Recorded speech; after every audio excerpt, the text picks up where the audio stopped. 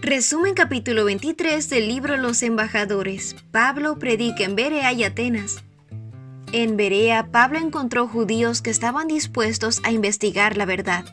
Estos eran de sentimientos más nobles que los de Tesalónica, de modo que recibieron el mensaje con toda avidez y todos los días examinaban las escrituras para ver si era verdad lo que se les anunciaba. Muchos de los judíos creyeron y también un buen número de griegos, incluyendo mujeres distinguidas y no pocos hombres. Los bereanos estudiaban la Biblia no por curiosidad, sino para aprender lo que había sido escrito concerniente al Mesías prometido. Al comparar diariamente la escritura con la escritura, los ángeles celestiales iluminaron sus mentes. Los judíos incrédulos de Tesalónica, llenos de odio, siguieron a los apóstoles a Berea y despertaron las pasiones excitadas de la clase baja para que se les opusieran. Por temor a la violencia, los hermanos enviaron a Pablo a Atenas, acompañado de algunos bereanos que habían aceptado recientemente la fe. Los enemigos de Cristo no pudieron evitar el avance del Evangelio, pero hicieron que la obra de los discípulos fuese extremadamente difícil.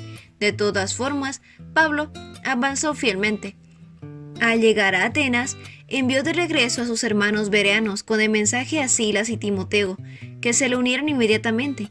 Timoteo había ido a Berea antes de que Pablo se fuera y se había quedado con Silas para instruir a los nuevos conversos. Atenas era la metrópoli de paganismo. Allí Pablo se encontró con gente famosa por su inteligencia y cultura, no con ignorantes y crédulos. Por todos lados había estatuas y héroes edificados a la vista, mientras la magnífica arquitectura y las pinturas representaban la gloria nacional y la adoración a las deidades paganas. Los sentidos de las personas eran seducidos por el esplendor del arte. Por todos lados los santuarios y los templos de invaluable costo levantaban sus grandes formas. Las esculturas y los templos conmemoraban las victorias del ejército y los muchos hombres célebres.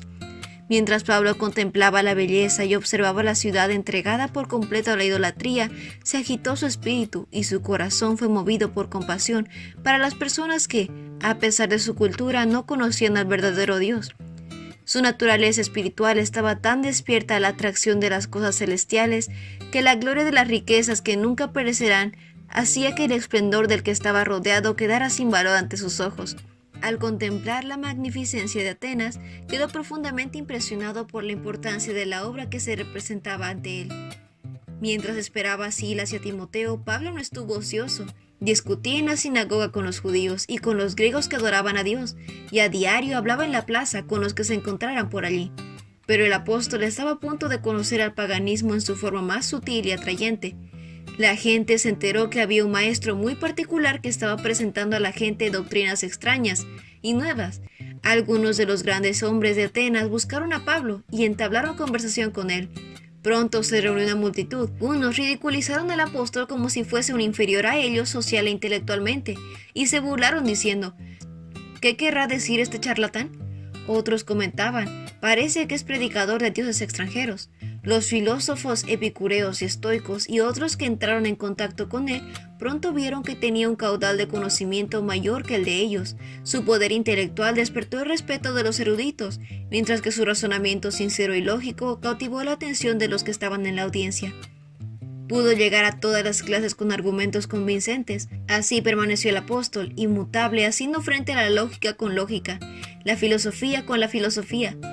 Sus opositores paganos llamaron su atención al destino de Sócrates, que por haber presentado dioses falsos había sido condenado a la muerte. Aconsejaron a Pablo que no arriesgara su vida de la misma forma, pero convencidos de que estaba decidido a llevar a cabo su misión entre ellos y dar su mensaje bajo cualquier riesgo, decidieron darle una justa audiencia en el Areópago. Este era uno de los lugares más sagrados de Atenas. Considerado con supersticiosa reverencia, en este lugar los asuntos relacionados con la religión a menudo eran considerados cuidadosamente por hombres que actuaban como jueces supremos en cuestiones tanto morales como civiles. Aquí, lejos del ruido y el bullicio de las congestionadas calles, se podía oír al apóstol sin interrupción. A él se dirigieron poetas, artistas, filósofos, estudiosos y sabios de Atenas preguntando: ¿se puede saber qué nueva enseñanza es la que usted presenta? Porque nos viene usted con ideas que nos suenan extrañas y queremos saber qué significan. El apóstol estaba calmo y controlado, y sus palabras convencieron a sus oyentes de que no era un simple charlatán. Ciudadanos atenienses, observo que ustedes son sumamente religiosos en todo lo que hacen, y al pasar y fijarme en los lugares sagrados, encontré incluso un altar con esa inscripción: a un Dios no conocido. Pues bien, eso que ustedes adoran como algo desconocido es lo que yo les anuncio. Con todo su conocimiento general, no conocían al Dios que creó el universo, y a pesar de todo, algunos anhelaban más luz. Con una mano extendida hacia el templo saturado de ídolos, Pablo expuso las falacias de la religión de los atenienses. Sus oyentes estaban asombrados. Demostró estar familiarizado con su arte, su literatura y religión. Señalando su santuario y a sus ídolos, declaró que Dios no podía hacerse semejantes a las imágenes esculpidas. Estas imágenes no tenían vida, se movían solo cuando las manos de los hombres lo movían. Por tanto, quienes las adoraban eran en todo superiores a aquellos que estaban adorando.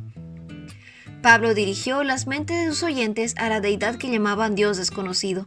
Este ser no necesitaba que las manos humanas le añadiesen poder y gloria. La gente quedaba admirada por la presentación lógica de Pablo de los atributos del verdadero Dios. Con elocuencia el apóstol declaró: el Dios que hizo el mundo y todo lo que hay en él es el Señor del cielo y de la tierra. No vive en templos construidos por hombres, ni se deja servir por manos humanas, como si necesitara de algo. Por el contrario, Él es el que da toda la vida, el aliento y las cosas. Con palabras prestadas de uno de sus poetas, mostró a Dios como un padre, de quien eran hijos. Algunos de los que escuchaban a Pablo fueron convencidos, pero no quisieron humillarse a sí mismos para aceptar el plan de salvación. No hay elocuencia ni argumentos que puedan convertir al pecador.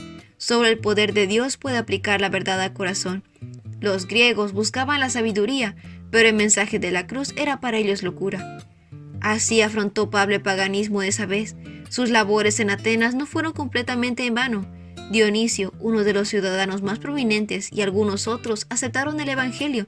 Los atenienses, con todo su conocimiento, refinamiento y arte, estaban hundidos en los vicios.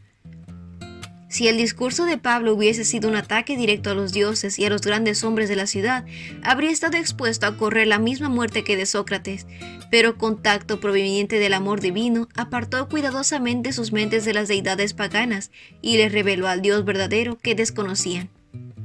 El mensaje de la cruz es una locura para los que se pierden, en cambio, para los que se salvan, es decir, para nosotros, es el mensaje de poder de Dios. Pero Dios escogió lo insensato de este mundo para avergonzar a los sabios, y escogió lo débil de este mundo para avergonzar a los poderosos. Y ese fue el resumen del capítulo 23 del libro Los Embajadores. No olvides compartir este resumen con tus compañeros de clase o con otras personas que tú creas que necesita escuchar este mensaje. Nos vemos la próxima.